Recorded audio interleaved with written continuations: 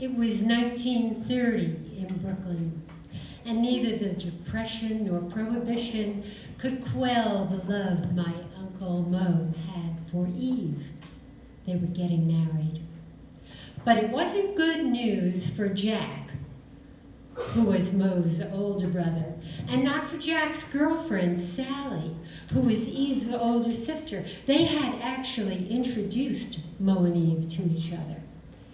But now family proprieties were getting in the way of their very steamy relationship, and Jack broke it off with Sally. She didn't take it well. She complained bitterly to her brothers, who I have to tell you were young thugs of the new crime syndicate Murder Incorporated, and eager to prove their grit to the organization.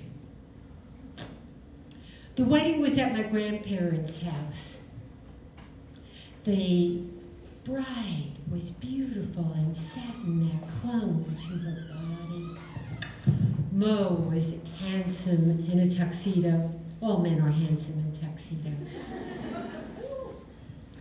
And the dining room was piled with food and bottles of bootleg whiskey. The living room was cleared of furniture so people could dance. And people were arriving by trolley and by foot, and nobody seemed to notice those sharply dressed young men that were gathering in front of the house, and no one suspected that they might be party crashers. After the ceremony, people began to eat and drink and loosen up. The musicians began to play the popular dance tunes. People slowly started dancing. But when the band struck up a medley from the old country, everybody jumped up onto the floor to dance. They linked arms in a circle and began to move. Step, step, step, step, jump, kick, faster and faster and faster. And then the most fit men of the family jumped into the middle of the circle. They folded their arms in front of their chests. They bent down in a squat, and they danced, kicking their feet out in front of them in time to the music. And then the three oldest ladies in the family, the matriarchs, white-haired, wrinkled, dressed in black, stepped into the middle of the circle. The band slowed the music down as the old women began to dance. Step, step, step, step, dip, kick.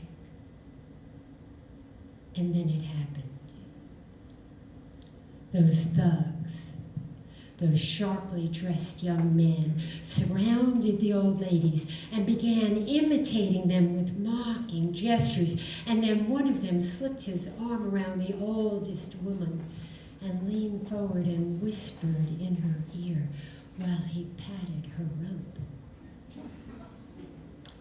The woman froze and turned pale. They say it was my youngest uncle who threw the first punch. Suddenly, arms and fists were flying, heads were bashing, noses were bleeding. The guests and the musicians ran for safety.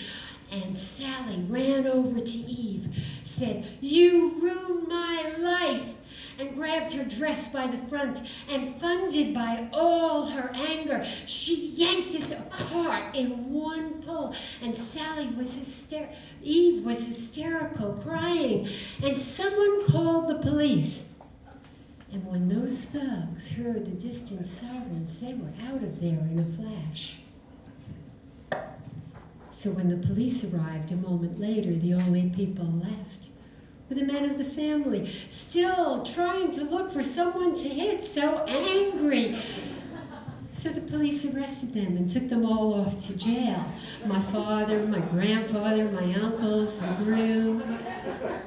And it was the next day before they were released. Oh, but the wheels of justice grind finally.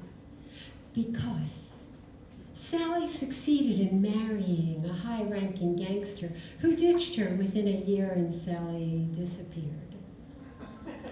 Eve remained a beautiful woman well into her old age.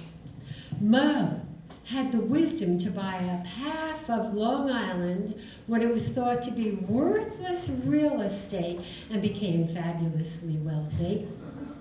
Murder Incorporated grew, and by the time the Fed shut it down, they were credited with performing thousands of contract killings on behalf of the mafia. And Sally's brothers, who had risen through the ranks, were arrested and spent the rest of their lives in jail. Thank you.